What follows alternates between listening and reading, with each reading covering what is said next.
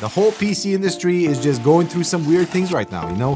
Prices are insane, CPU upgrades makes less and less sense every generation, and honestly, most of us are just, sitting on our builds waiting for a reason to care again. Your case, luckily your case you can always change, and maybe that's going to be enough to keep this whole thing alive for just a little bit longer. The H6 Flow was my case of the year in 2023. Now we have the new H6 in 2026. Whew, NZXT, please do not disappoint.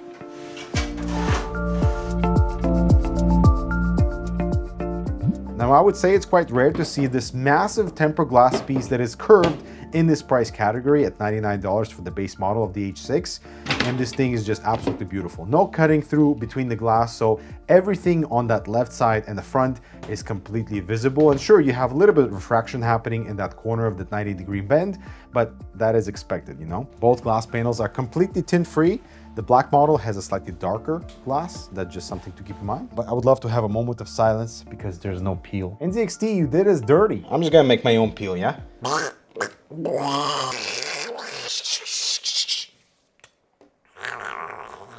what happens when you work alone. The glass piece can be secured to the frame with a single screw at the back here, although it does not come secured by default. Honestly, I'm not a huge fan of this new ventilated side panel design that goes at the back. On the one hand, it's good that we have this continuity between the front intake and the back, so the lines are consistent, some NZXT logo here, some other texture, but it is way too see-through, especially for the rear section where all the cables, your storage and everything is going to be absolutely visible through this. Also, installing this thing is incredibly annoying. Two of my pegs always sit properly, but the bottom one can never latch in position, so there's always fighting the front of the panel, so it kind of can get seated properly at the front before the toolless pegs get inside. Despite that, it's a handsome tower. Sure, it's another dual chamber in the market, but still next to something like the Frame 4000, the new EX5, for example, it kind of holds its own because of all these different elements that are consistent. I appreciate the purple USB ports. I do like the certain NZXT elements on the interior, the exterior, even the NZXT logo in the corner at the back lights up, although it lights up only in white and may clash with whatever you choose on the interior for RGB. So the power button also matches the white illumination. Looks pretty. The only thing is that it kind of swims around inside the housing. But overall, I would say for 2026, this is a beautiful, clean, dual chamber enclosure. Although honestly, with the competition so fierce, I don't think that's enough anymore. So let's see how they did on the inside, shall we? On the interior, we don't really have anything unique over here, just a few refinements over the original H6. So we still have that angled front intake with three 120mm fans, will not support anything larger, and no radiator support here. A single 120 rear fan support with good height flexibility, up to a 360 radiator or up to a 280 on the top. The bottom has been modified from that dual 140mm cavity to now support three 120mm fans instead. The triple fans at the bottom look way cleaner and just a little bit more consistent for the entire chassis. There is a high performance dust filter too that is removable from the bottom, and the fans are also installed from the bottom as well. Unfortunately, the cavity is not exactly uniform. So for example, here we have a slightly wider gap at the front versus at the back, where it is almost completely flush to the frame, as you can see. It is perhaps slightly less noticeable on the black model with black fans, and we do have like just a few millimeters to play around with to move this slightly closer to the front to close that big gap in the front, but the back really doesn't matter anymore. I love the new ventilation pattern on the enclosure with NZXT branded PCIe slots. Really cool. Unfortunately, no thumb screws here, just regular screws. Obviously, BTF motherboard support is here. We have tons of space behind the motherboard for all your cables, and we do have anti-GPU side bracket.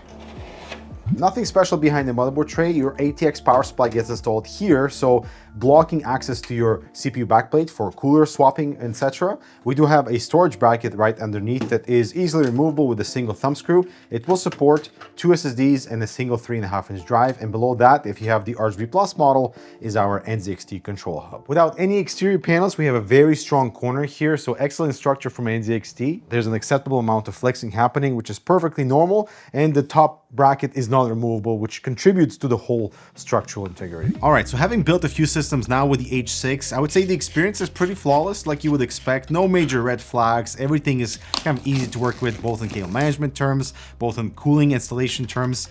But the question remains, like, do you want to go for the H6 baseline for $99 that has no fans? Or is the H6 RGB Plus worth it for $100 more, but you have 7 fans included, so 2 360 reverse fans, one for the front intake, one for the bottom, and a matching fan for the rear. So all the cooling is basically taken care of. And if you do go for one of their AIOs that has the matching 360 fan at the top as well, just everything looks very pretty. Another thing is, if you don't like cam software, avoid the RGB Plus model, especially because the 360 fans are connected with that proprietary white connector into the hub and not your standard 4-pin. So in case they go bad, or like the software is not detecting them, or something else goes wrong, then you're kind of out of luck. Because cam, you know, in terms of color profiles and everything else, it's pretty straightforward. You can control the speed of the fans, the lighting, etc. And I do have also the AIO, so I can control what is displayed in the middle and changing all the colors, etc. The thing is, if you buy one of these 360 fans directly from NZXT, inside, you know, it is still the connector that has to go into the hub for it to function properly, but we do have an adapter at the same time. So you can still plug this into your motherboard for a 5-volt addressable RGB connector and the 4-pin for fan control. But unfortunately, as part of our accessories, aside from like your screws, some zip ties and stuff, no adapters are included for those included fans for the RGB Plus model. Honestly, I'm not a huge fan of the diffusion on the hub around the fan. I just feel like it's not diffused enough for my taste. But you know, you be the judge. Unfortunately, at the time of this review, if I click on manuals and documentation, it asks me to sign into NZXT, which is ridiculous, but it's just a bad link. If you go to H9 Flow, for example, and resources, you can access, you know, downloads for both cam and your user manual just fine. NZXT, please fix. Now, I kind of understand where NZXT is coming from by not including fans on the baseline H6, although the H6 Flow from 3 years prior did include fans by default and was only $10 more. I can kind of see how they want to give you, structure that you populate your own fans so things match accordingly. But that also bites NZXT in the butt because there's plenty of $99 options both on the dual chamber side and also standard mid towers, similar volume leaders to the H6 that offer fans by default that still give you a very seamless, good user experience. But where NZXT almost takes the lead is that the H6 feels premium, both in the build quality department, both like, just handling the PCIe slots, installing the graphics card, like nothing is misaligned and kind of weird off. And so I can kind of understand where the $99 price is coming from. Now for cooling performance on the base model, that will depend on your choice of fans. I'm using the P28s from Lee. I love how they daisy chain. And yeah, the performance is good. It's slightly better on the CPU side versus the original H6 Flow, but slightly worse on the GPU. So totally acceptable performance here with the H6. As for the RGB Plus model, now we have additional fans at the bottom. In some configurations that might not matter. And running those fans at really low RPMs where nothing's audible, it is a little bit hot, but ramping them up to full speed, they do get a little bit loud, but way better performance that way. My main few gripes with the H6 is that I don't like the side panel installation. The 3 clips at the front always are misaligned a little bit, and closing that panel is good where you can compress the cables, but still it's a little bit annoying.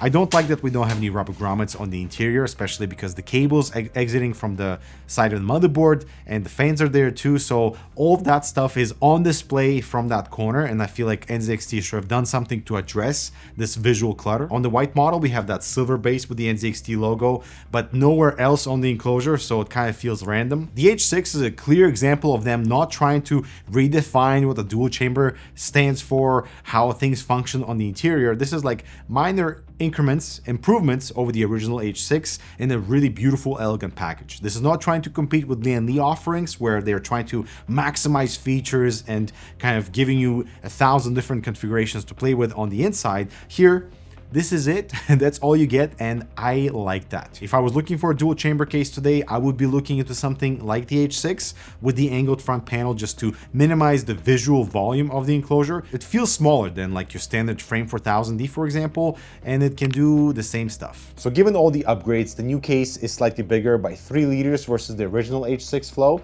In this economy, The original H6s right now are heavily discounted, and so is it worth it? In many situations, yes, especially the non-RGB version, which is incredible value right now. I think it's like around $90, which is awesome for 3 fans. The only thing is that you have to populate something in that bottom cavity with 140mm fans, because otherwise it looks empty. But in terms of like functionality, visual aesthetics, it's still quite similar. I do prefer the new H6, especially with the curved glass that really brings it into the modern era, but otherwise, seriously consider the old one.